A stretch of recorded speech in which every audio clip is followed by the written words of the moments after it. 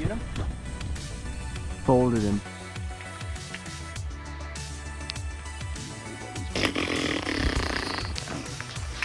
Then we got ducks in the spread. Woo!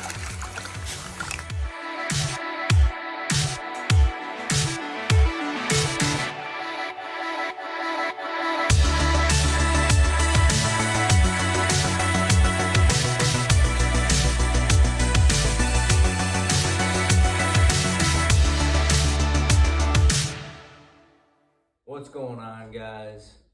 Coming at you today with a little different video, a little different place. Inside of my new to me crib,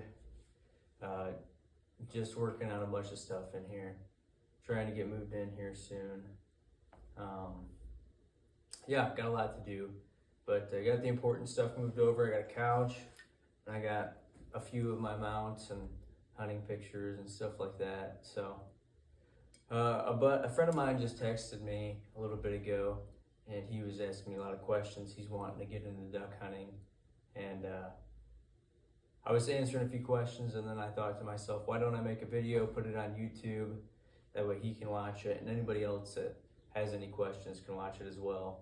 So that's what we're gonna do. I don't have a script, but I've done this video 3 times already, so I know what I want to say. I'm gonna try to be precise. So the first thing that I want to talk about is buying a call. And when you're buying your first duck call, you don't need an expensive duck call. You don't need a nice duck call. You just need something cheap that has a reed. And for beginners, some people might argue with me, but beginners need a single reed. You don't want a double reed, you want a single reed. So that's number 1. When you're looking for a duck call, find something cheap, like an old Buck Gardner, single reed. Can't go wrong. That was my first duck call my dad bought for me for Christmas about 12 years ago, and it's toast. It's been dropped, it's been ran through mud, it's got dried chewing tobacco in it. It's just out of tune. But I mean, I still carry it around as a homage. You know, brings back good memories and whatnot. So, but yes, what I'm getting at is buy a cheap call. It doesn't matter what it is, what kind it is. You can get a double reed if you want. I personally would not. I would advise against it. Single versus double reed. Single reed is more of a open water type of call, a little bit louder, less raspy.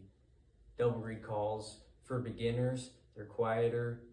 They're way raspier. In my opinion, that's bad, because if you learn on a double reed, you can get very dependent on the extra rasp that it makes.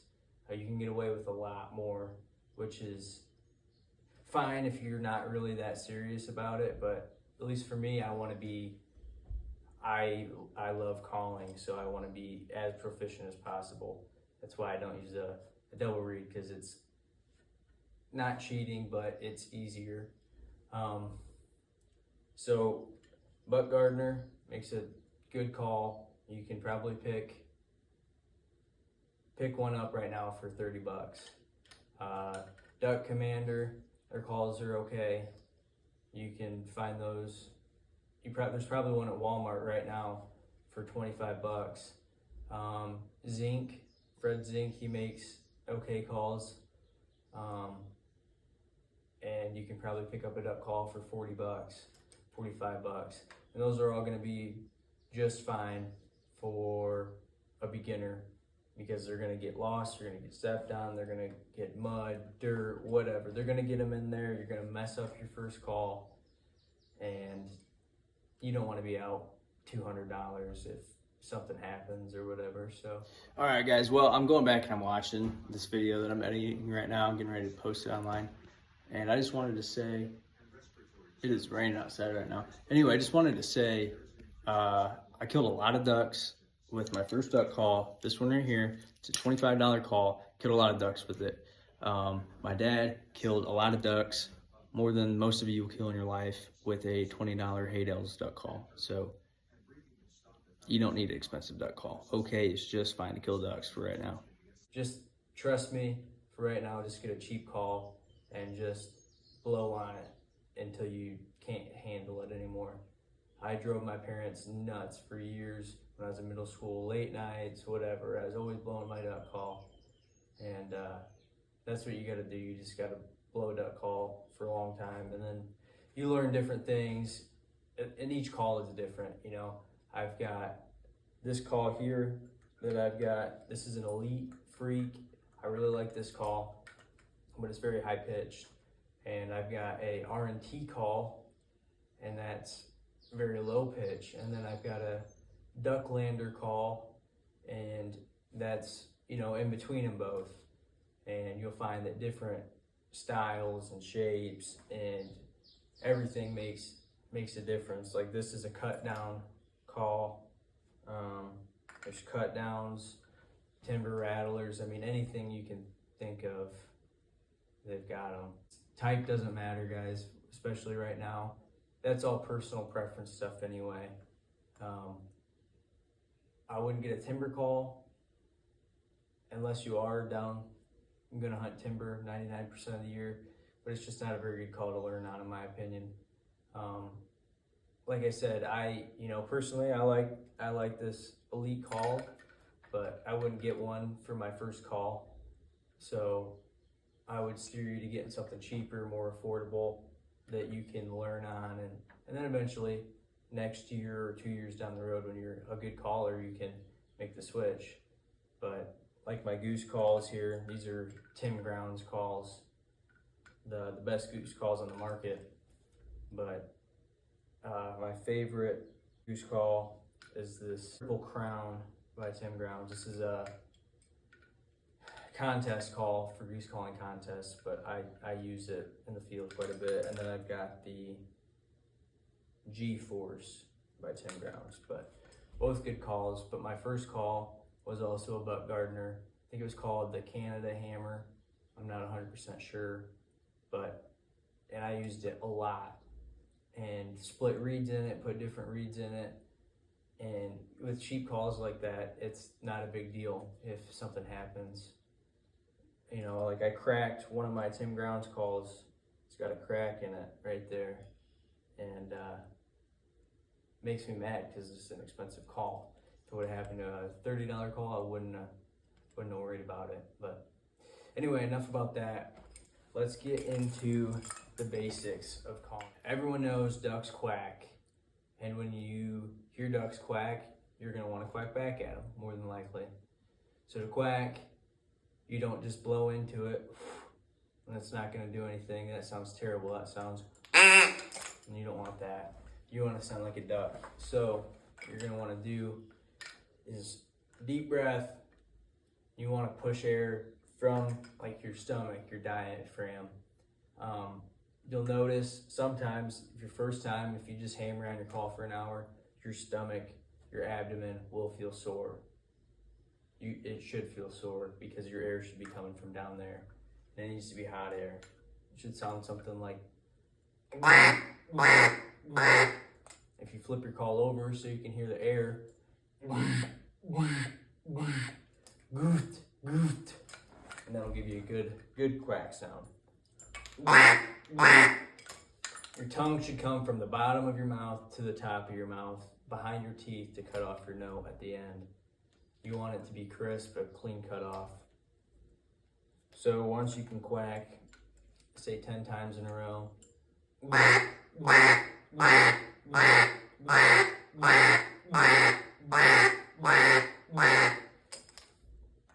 Then you can start doing other things, but I would practice quacking a lot. Also, I want to show you how to hold a duck call real quick. I grab the end of my insert right there. I always put it between my thumb and my index finger, right like that. And it's kind of like a pen, just a little farther up in your hand. And then you make you kind of close your hand and you just open it as you're quacking.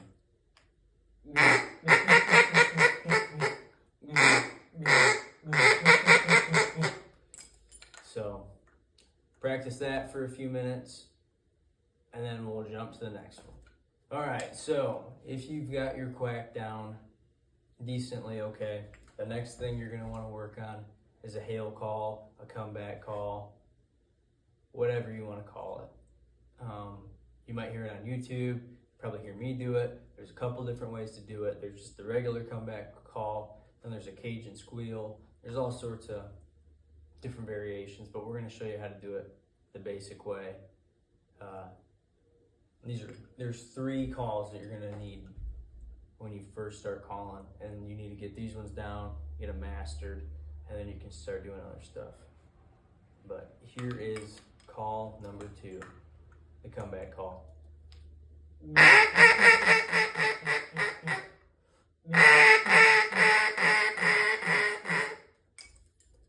So it's really loud and it's really fast. It's a series of long quacks and they get progressively shorter and shorter.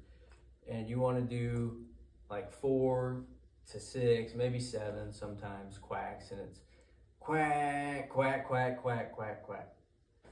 And you don't do that when there's ducks like working, getting ready to come right to you. It's kind of in the name, comeback call or a hail call. If you've got ducks that are 80 yards away and they circled you a little bit and now they're flying kind of away, that's when you hit them with that comeback call, the hail call. And then, if they're swinging real wide and you want to give them something different to hear, I would do it when they're turning, not when they're facing you. And I don't do it a lot, or at least I don't think I do it a lot. Maybe I do in the videos, I don't know. But it's not something that you just blast on the call. So, and you're bringing your tongue from the bottom of your mouth to the top again. And all these notes need to be quick, cut off. They don't run together. They're separate notes, but you're really getting on it. So do it a couple more times.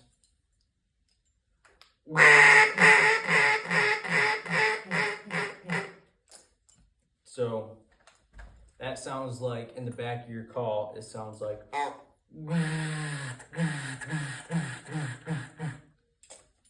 So practice that a little bit, and you should feel it. You should feel it down here in your stomach, in your diaphragm, where that air is coming. Your abs should be a little tight.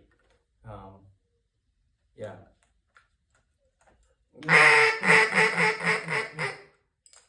And then there's a way that I do it.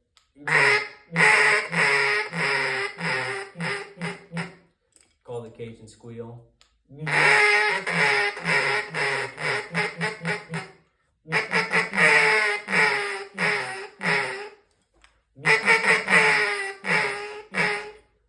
That's a little bit more advanced, and some people like it, some people don't.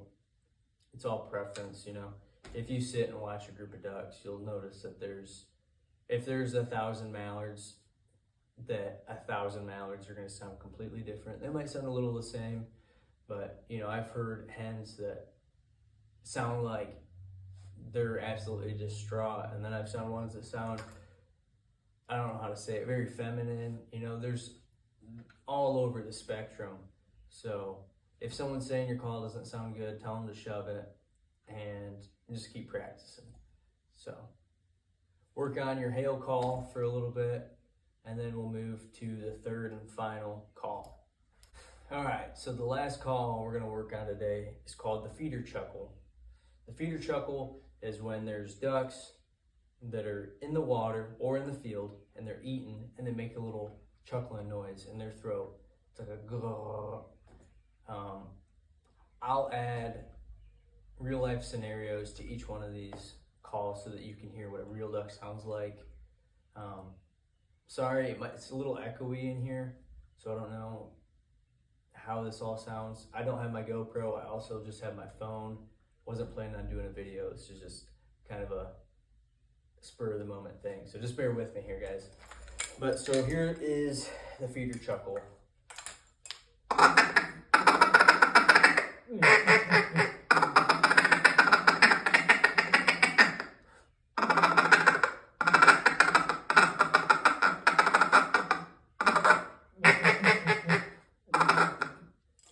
So that's the feeder chuckle. It's the ticka-tuka, ticka-tuka, ticka-tuka, and that's what you want to say into your call ticka-tuka, ticka-tuka, ticka-tuka.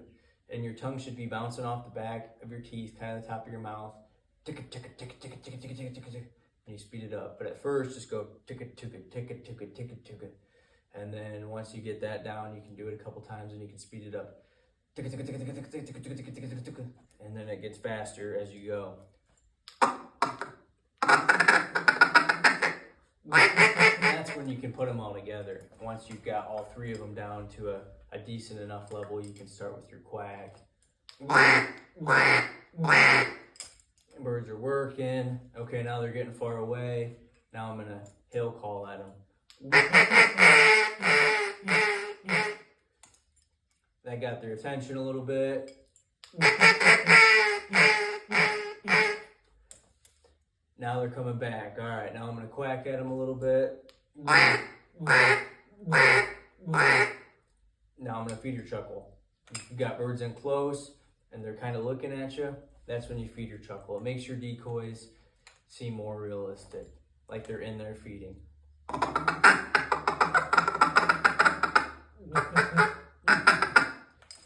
Another thing to do, I really like to add in a little quack here and there when I'm feeder chuckling, so it sounds like it's not just one duck that's just sitting there eating. Makes it sound like there's a hen over here that's quacking as well.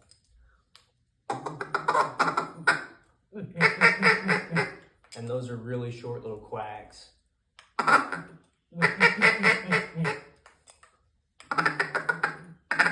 So yeah, those are the big three you need to work on with a duck call.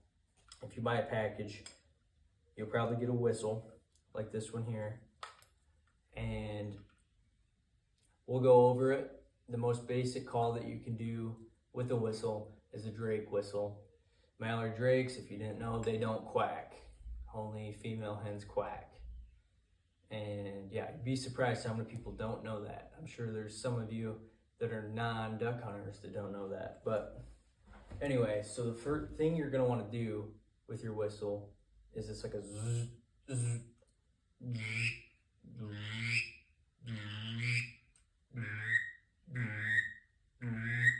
you gotta play around with your whistle. Each one's different. So this one, there's a little area here, you can put your finger in the back of it. And you know, I used to not use that a lot, but now it's something different. It's not someone just blowing out a duck call all the time, and it's different. And I want to say, now that we're talking about calling ducks, everyone's excited to get out there and just blow on their duck call because it's cool, it sounds great, but you know, that might work for the first 2 weeks of season, and then when no new birds push in, you might be better off leaving your calls at home half the time. There's been some hunts, one of my best hunts ever, I left my calls at home and I shot a limit in like 10 minutes because I wasn't calling at ducks. I was at a public hunting area, everyone else was screaming on their duck call, just hail calling the whole time.